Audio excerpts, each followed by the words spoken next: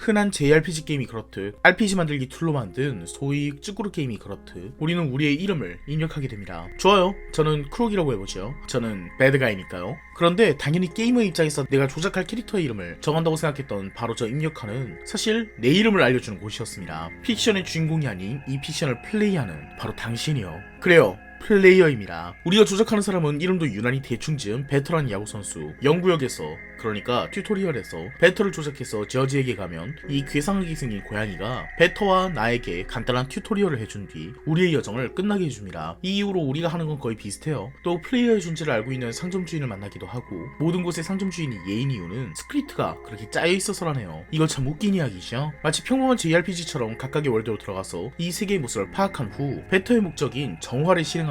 정화의 대상은 유령이라고 하는데요. 실제로는 자기가 적이라고 생각하는 존재는 다 때려잡고 있는 것으로 보입니다. 누가 봐도 유령이 아닌 애들도 잡거든요. 물론 기괴하게 생기긴 했지만 어쨌든 이 첫 번째 세계 1구역의 가디언이라고 불리는 불사조가 많이 흑화하면 저렇게 자랄 듯한 드단이라는 존재까지 정화하고 나면 우리는 자연스럽게 2구역으로 가보기 전에 1구역으로 다시 가보죠. 아까 1구역 사람들은 일하느라 많이 힘들어 보였거든요. 다들 자아를 잃을 정도로 일을 하면서 살고 그들은 모두 알마라는 곳에 가고 싶어 하지만 막상 알마에서 일하는 인간들은 자신을 죽여달라고 하는 세상에 이런 디스토피아가 어디 있겠어요. 이 1구역의 가디언을 해치우고 정화한 만큼 정화된 1구역은 행복해졌을 겁니다. 짜잔! 정화된 1구역은 정말 행복해졌어요. 왜냐하면 아무것도 없으면 불행할 수가 없으니까요. 이곳은 색깔마저 빼앗긴 채로 어떤 것도 움직이지 않게 되었고 주인공 베터는 1구역의 가디언뿐만 아니라 1구역의 모든 것을 정화해버린 셈이었죠. 네, 이런 찝찝함을 가지고 그 다음에도 쭉 작품을 진행하다 보면 이 세계의 가디언들은 이 세계를 디스토피아로 만들긴 했지만 그들이 세계를 지탱하는 존재이기 때문에 죽이는 그 순간 세계도 사라진다고 알려주고 그럼에도 무자비한 우리의 베터는 그의 신념 때문인지 무엇 때문인지 세계를 몽땅 정화하고 다닙니다. 1세계, 2세계, 3세계까지 모두 정화하고 나면 드디어 대망의 더 룸이 나오죠. 더 룸에서 우리는 작은 아이의 이야기를 듣습니다. 아버지는 가끔 와서 만화책이나 오르골 따위를 사주지만 그런 아버지의 모습에도 불구하고 아이는 아버지보다는 사라진 엄마를 보고 싶어 하죠. 그 와중에 이 아이는 몇몇 존재를 보게 됩니다. 불사조가 과하게 흑화한 것 같은 아저씨.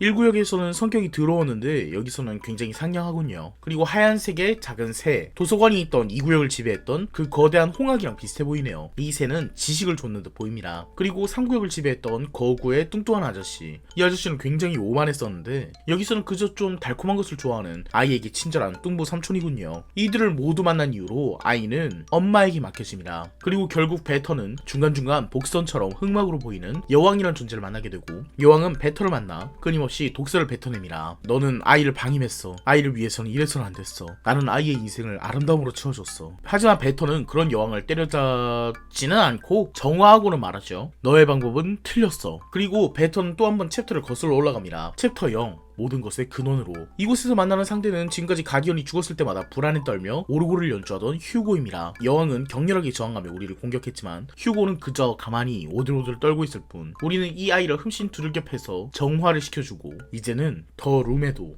아무것도 남지 않았습니다. 마지막까지 정화를 끝낸 베터가 그의 눈앞에 있는 스위치를 보고 그런 베터를 마지막까지 막아세우는 사람은 다름 아닌 튜토리얼에서 만났던 저지라는 고양이. 저지는 베터가 아닌 우리에게 설득합니다. 베터가 저지른 일은 그저 세계를 깨부수는 것뿐이라고. 베터 역시 우리에게 설득합니다. 우리가 해야만 하는 일을 마무리하자고. 플레이어는 저지의 말에 따라 베터의 행동을 막아세울 수도 있고 지금까지 해왔던 것처럼 베터를 도와서 끝낼 수도 있습니다. 그리고 작품 공인 오피셜 엔딩은 베터가 이 세상을 모두 끝장내는 것으로 저지를 죽여버린 뒤 스위치를 오프로 두는 것입니다. 그러면 모든 것이 검은색에 물들고 이제는 아무것도 없습니다. 오픈은 2008년 게임입니다. 사실 스토리를 보면서 뭔가 어딘가 본 구석이 많다고 뭔가 묘하게 클리셰 덩어리라고 생각하셨다면 짜잔, 이 작품이 선두주자였습니다. 묘하게 괴기한 음악과 캐릭터들까지도 아무래도 언더테일에 영향을 준 듯하고 이 작품의 메타피션적 요소들은 이후에 수많은 메타피션 작품들이 알차게 사용하고 있는 상황이지요. 일단 이 작품의 가장 모호한 부분이 스토리부터 이야기해보자면 물론 뭐 하나 확실한 것이 없긴 하지만 제 개인적인 사견으로는 일종의 자기 파괴의 과정으로 읽혀요. 제 영구역의 히든보스인 슈가, 제 해설은 이 슈가라는 녀석이 이 작품의 모든 사건을 만들었다는 입장입니다. 가장 첫 번째로 이 작품의 전개를 보면 영구역, 1구역, 2구역, 3구역으로 갈수록 그 소재들이 더더욱 원초적으로 변합니다. 1구역에서는 직업과 일 같은 곳이 소재지만 2구역에서는 도서관과 놀이공원 등의 어린 시절에 주로 오갔을 법한 곳들, 3구역에서는 공장이라고 되어 있지만 근본적으로는 식욕 등의 원초적 욕망의 공간, 그리고 3구역을 모두 정화한 뒤에 갈 수 있는 더 룸은 말 그대로 가장 근원적인 심리적인 공간이죠. 그곳에서 등장하는 마지막 존재가 휴고라는 어린아이인죠. 거죠. 그리고 더 룸의 전개 방식이 챕터가 점점 거꾸로 돌아가는 방식이죠.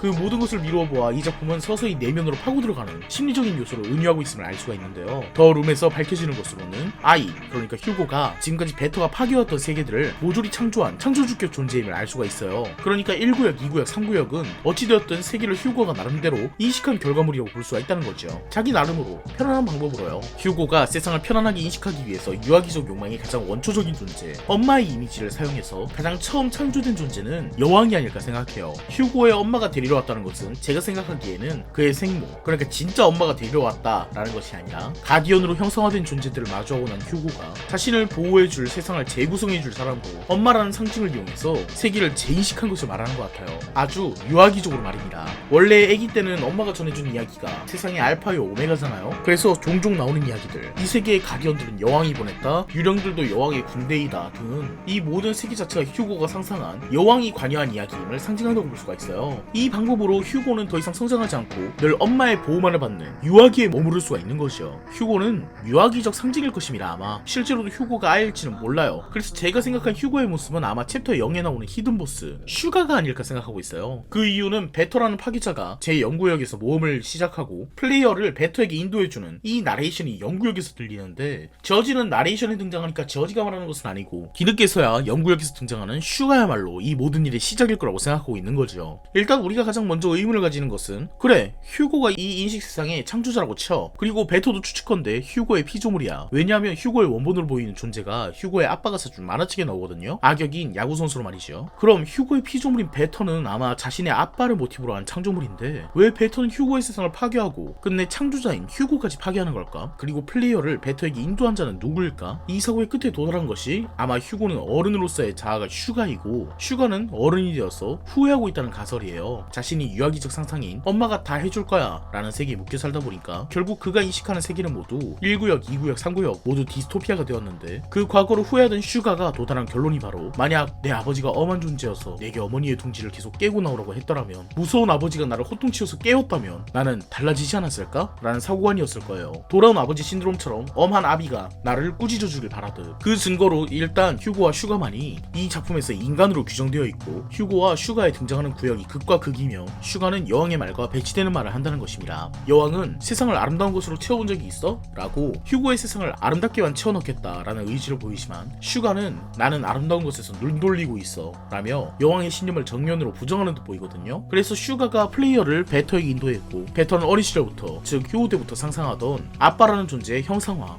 엄한 아버지가 엄마가 만들어놓은 따뜻한 하지만 제대로 되지 못한 요람을 전부 부수어버리는 상상을 하는 것입니다. 이것은 자기 파괴의 쾌감이죠. 내가 잘못되었어, 나는 틀려먹은 존재야. 그렇게 1구역, 2구역, 3구역을 모두 정화한 뒤 그의 모든 과거 중 근원만을 제거하면 남는 것은 현재의 나 슈가밖에 없는 것이죠. 과거를 부정하고 있는데 현재가 어떻게 남겠습니까? 물론 선택에 따라서 슈가를 죽이지 않을 수도 있지만, 슈가는 결국 자신의 과거뿐만 아니라 현재의 자기 자신마저 파괴당하게 됩니다. 이때쯤 아마 슈가는 후회를 하는 것조차 후회했겠지만 이제 뭐 걷잡을 수 없게 되겠죠. 베터는 자신의 시작 지점인 휴고까지도 파괴하러 갈 거니까요. 또 하나 재미있는 점은, 휴고는 자신의 아버지가 형성화된 베터가 자기 세상을 깨부수는 것을 보고도 자기 아버지가 준 오르골을 껴안고 있습니다. 그러니까 휴고는 베터가 세상을 부숨에도 불구하고 아버지를 그리워하고 있다는 것이죠. 이건 역시 또 휴고와 슈가가 동일인이라는 가설에 무게를 싣는 증거라고 생각합니다. 자신에게 오르골이나 만화 정도만 주고 가는, 굉장히 바빠서 날 챙겨줄 시간이 없던 아빠가 내게 관심을 갖고 날 꾸짖어줬으면 내 현재의 모습이 이렇지는 않지 않았을까? 아버지, 내 인식 세계를 부수고 내 요람까지 파괴하고 내 모든 것이 틀렸다고 꾸짖어줘. 그리고 내 세계를 영원히 어둡게 해줘. 그것이 지금의 아빠가 내게 해줄 수 있는 유일한 도움이야. 베터는 이 임무를 할 수밖에 없었던 겁니다. 페이지가 길어졌는데요, 이 작품은 메타픽션적으로도 훌륭합니다. 메타픽션적인 작품의 매력은 위와 같이 굉장히 모호한 이야기를 자기 완결성 없이 마음껏 펼쳐나가도 그다지 욕을 먹지 않는다는 점에 있죠. 메타픽션이 아닌,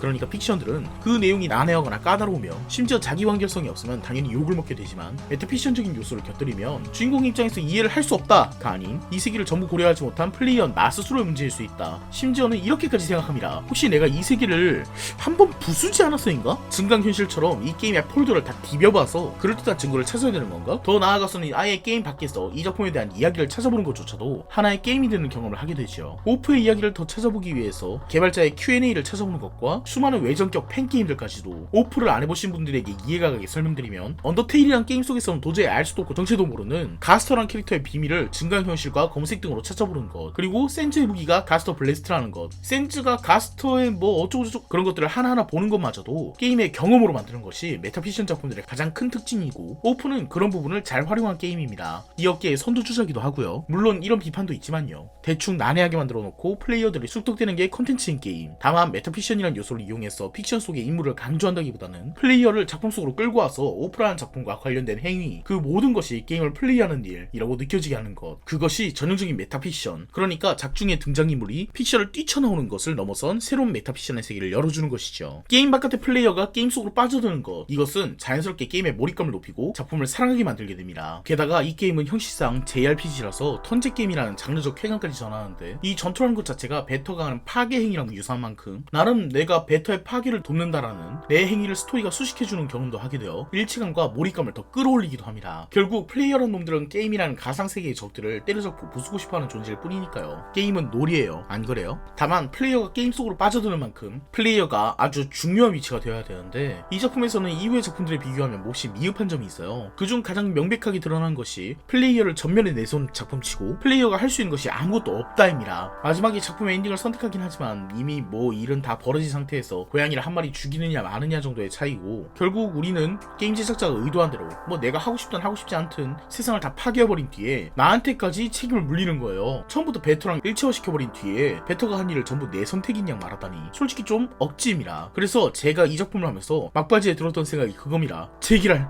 또 죄책감이야. 이 엔딩만 보고 끄려고 했는데 또 죄책감을 자극당하고 말았어. 이제 나는 책임감을 가져야만 해. 내가 게임 속에서 할 수 있었던 것은 아무것도 없었던 것을 알지만 난 죄책감을 가져. 그것이 메타피션 게임을 한 자의 사명이다. 자, 죄책감을 느끼겠어. 심지어 이 작품의 엔딩을 선택한다는 것도 크게 의미가 없어요. 결국 세이브로도 되는 게임이니까. 저는 이 게임의 오피셜 엔딩, 저지 엔딩, 그리고 히든 엔딩 3개를 전부 다 봤거든요. 어차피 다 볼 수 있게 되어 있는데 내가 엔딩을 선택하는 게 맞긴 한가요? 엔딩을 수집하는 순서를 선택했지. 그래서 메타피션적 요소는 스토리를 다채롭게 만들어주는 스파이스에 불과하게 조금 덧붙이면 흥미로운 연출까지도, 그런 요소들에만 영향을 끼친 오프는 막상 플레이어를 전면에 내세웠지만 내가 무엇을 할 수 있는 종류의 게임이 아니다 보니까 스토리가 아닌 경험으로서의 게임에서는 메타피션적인 요소가 매우 약하다는 것입니다.